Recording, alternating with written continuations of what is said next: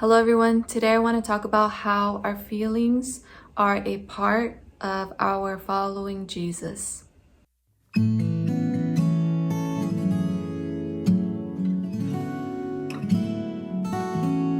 Okay, so depending on what your background is with regards to how you came to believe in God, the kinds of churches that you went to, all of that impacts how you view your feelings as to how much they are involved in your faith.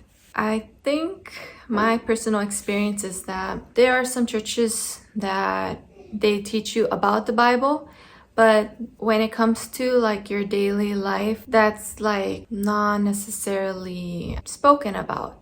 For example, when it comes to your marriage, when it comes to a lot of areas in our lives that we have to think about because we live in this world and there are so many things pulling us towards. There's so many, I guess, temptations on television, on the computer, in general, social media, so many things that I felt like those things were not necessarily addressed in depth, or maybe it was just like a special sermon or like a special event for girls, boys, where okay, this is the class that we are going to talk about this topic, and then that was it.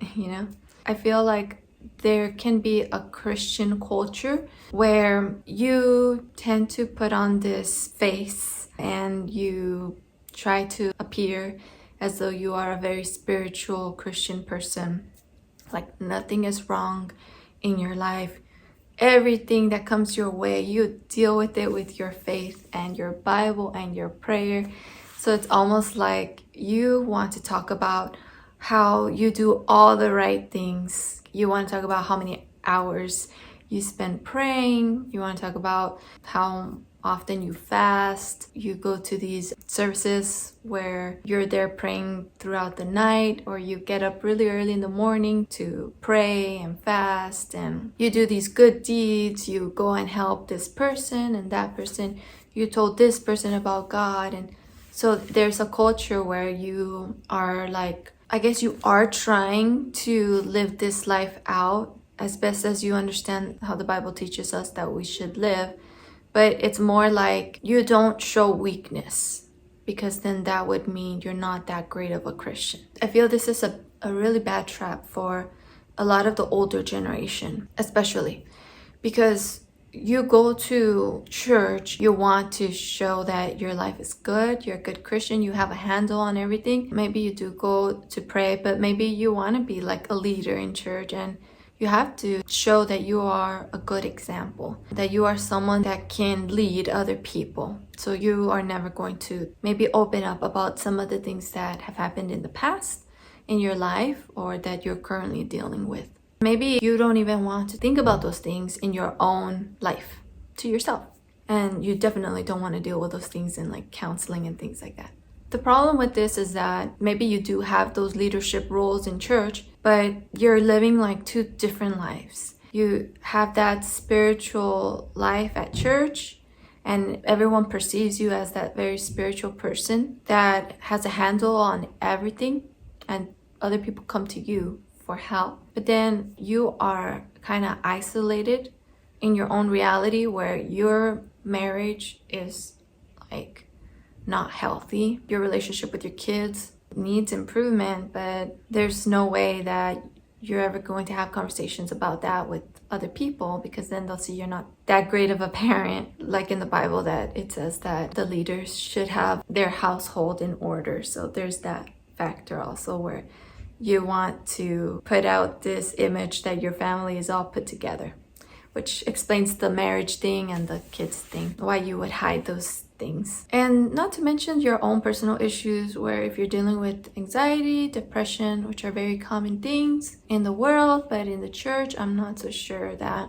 those things are things that you would feel safe talking about in certain churches.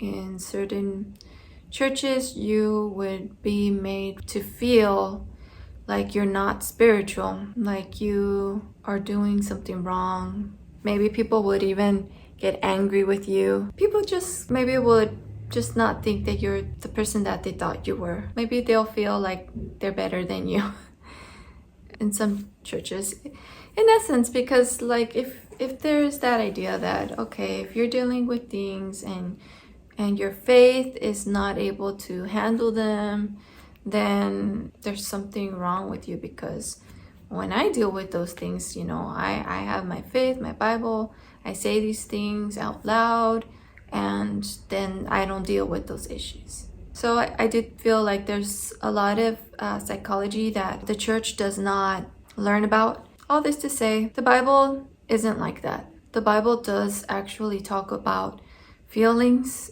The people in the Bible are not trying to put on this persona that they have their life together, that everything is fine. The Psalms are a great example of how feelings can feel out of control a lot, and how we can come to God with our feelings, and we have to.